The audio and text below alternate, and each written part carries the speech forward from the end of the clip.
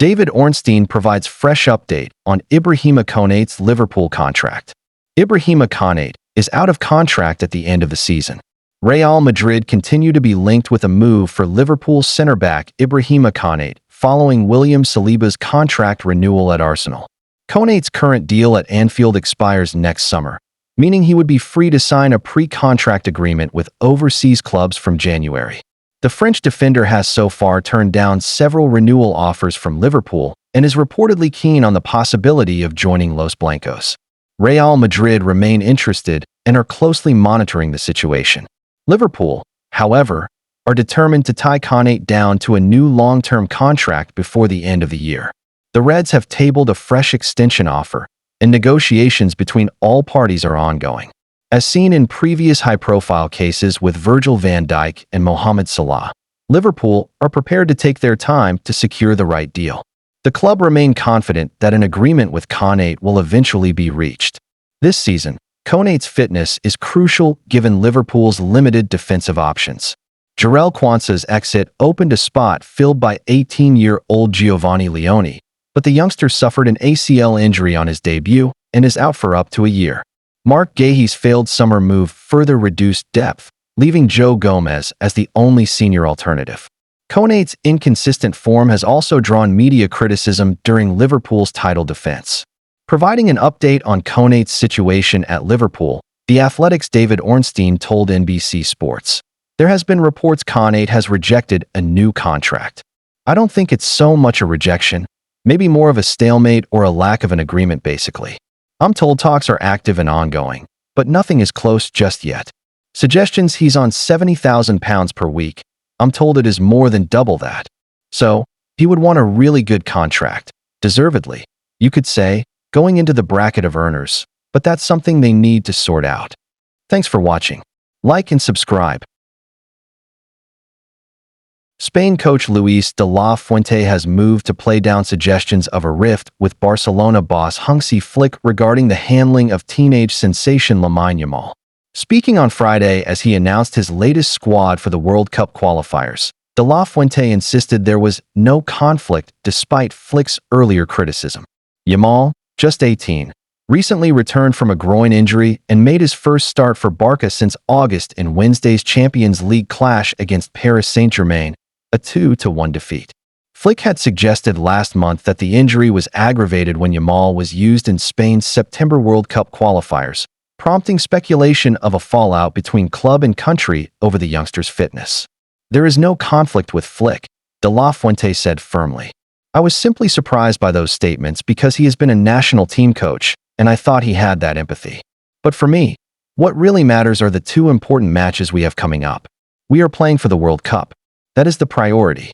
Flick had admitted he exchanged brief text messages with de la Fuente on the matter, but hinted that communication between the two could improve. On Friday, de la Fuente tried to clarify the situation once more, stressing that Yamal's condition was not as dramatic as it had been portrayed. "What happened was that, when the match ended, he had some kind of discomfort. But I have never played without discomfort. Nothing happened," he explained. "Our medical staff have been very clear, and I have been very clear. If he had discomfort later on, well, I cannot say. But these are normal things in football. Spain will, however, have to deal with other absentees." Athletic Bilbao winger Nico Williams and Real Madrid fullback Dani Carvajal are both sidelined through injury, while Alvaro Morata has been left out of the squad after a slow start to the season with Italian side Como.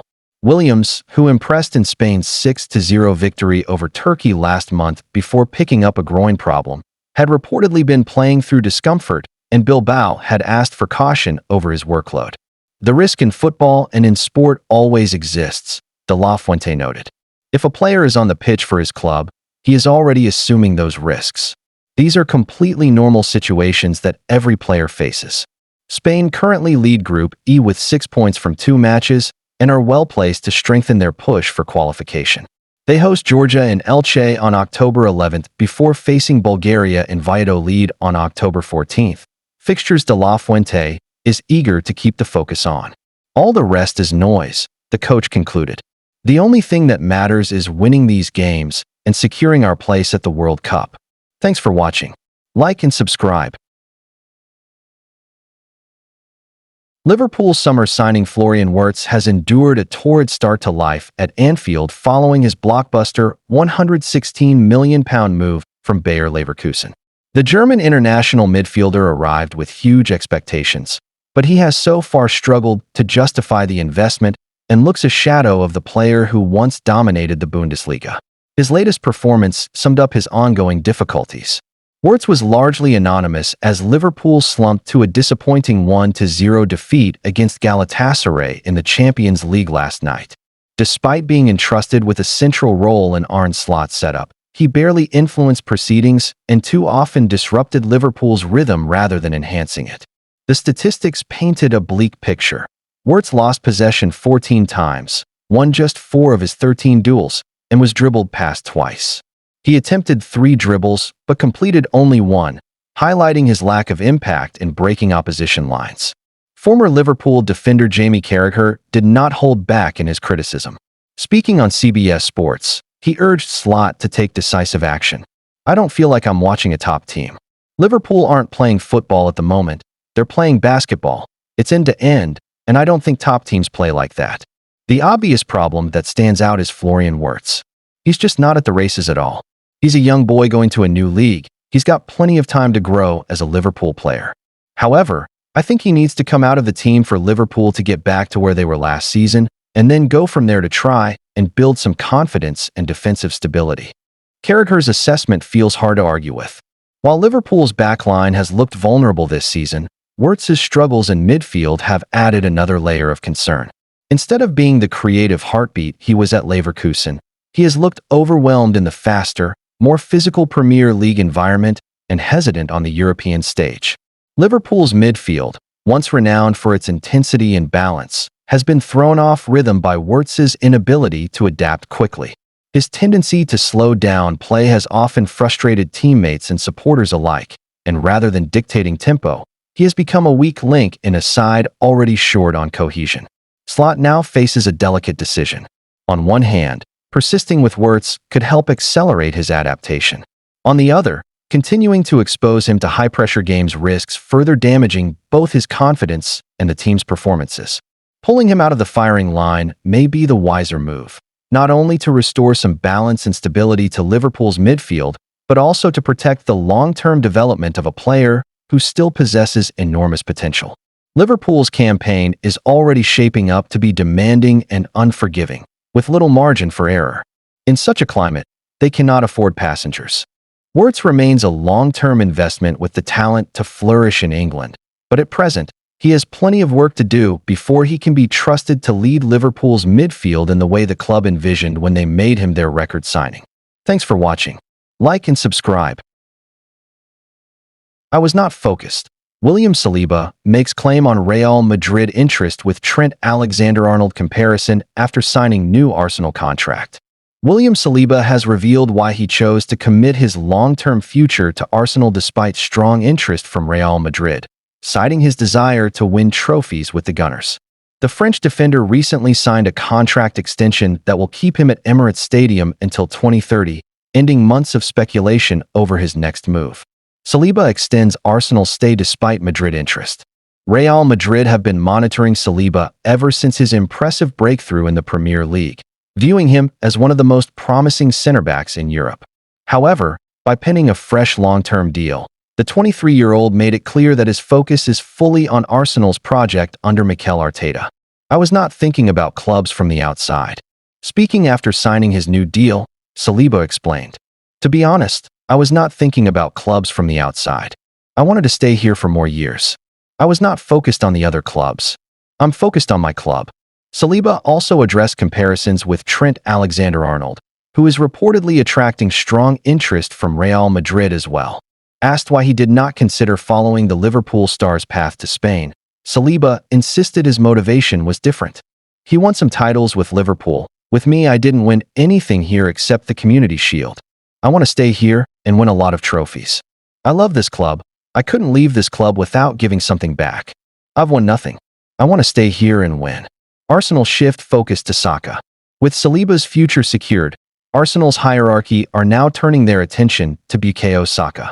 The winger, regarded as the face of Arsenal's new generation, has entered the final 2 years of his deal. According to the Daily Mirror, the club are preparing a blockbuster contract offer that could make Saka one of the best-paid players in Arsenal's history, underlining his importance to Arteta's long-term plans. Arsenal continues search for silverware. The Gunners remain in the hunt for major honors this season. After closing the gap on Premier League leaders Liverpool with a hard-fought victory over Newcastle, Arteta's men are brimming with confidence ahead of their Champions League clash against Olympiacos on Wednesday. The North London side are desperate to convert their progress into tangible silverware, and Saliba's decision to stay is seen as another big step in building a squad capable of competing at the very top. Thanks for watching. Like and subscribe. Mikel Arteta makes Victor Gyökeres's admission after slow start. The summer signing has struggled against the better teams in the Premier League. Arsenal boss Mikel Arteta admitted he loved Victor Gyökeres's performance at Newcastle despite the striker failing to get on the scoresheet. The Gunners' summer signing has endured a steady but testing introduction to life in the Premier League, scoring 3 goals in his first 8 matches since joining from Sporting Lisbon. Gyökeres was handed another start at St. James' Park on Sunday in place of the injured Kai Havertz, but found himself up against a typically aggressive Newcastle defense. The Swede battled tirelessly, linking play and occupying defenders, but could not find the breakthrough as Arsenal were edged out in a physical contest. Arteta, however, insisted the striker's contribution was far greater than the scoreline suggested, praising his mentality, resilience, and involvement in key attacking moments. "I loved it," Arteta said. "I absolutely loved how he took it. He went on board, not a single moment when he's showing frustration. I told him you're going to get some decisions, some others not. Stand up, you're going to have 2 or 3 players around you in many moments. The ball is in the air and a lot is going to happen." But I loved his reaction. I loved the way he handled the situation emotionally, and as well because he was involved in a lot of dangerous moments that he created. He was very much involved in them. It's a pity that he didn't score a goal at the end, because in my opinion, he fully deserved it. Since Havertz suffered a knee injury in August, Gyökeres has become Arsenal's main focal point in attack, starting all but one of their games across competitions. While he has not yet produced consistently against the league's top sides, Arteta believes the 26-year-old has shown the character and qualities needed to adapt. In a really natural and organic way, I would say. The Arsenal boss continued. "He's a really confident boy. His work ethic is incredible. The demands that he puts on himself every single day. It's a joy to work with him. He gives so much to the team, and the ceiling is very, very high with what he can still give. So, I am very happy with him." With Havertz not expected back until later this year, Gyökeres is set for an extended run in the starting 11. Arteta and his staff believe that the goals will come once the striker adjusts fully to the tempo of the Premier League, pointing to his intelligent movement, physical strength, and ability to create chances out of little space.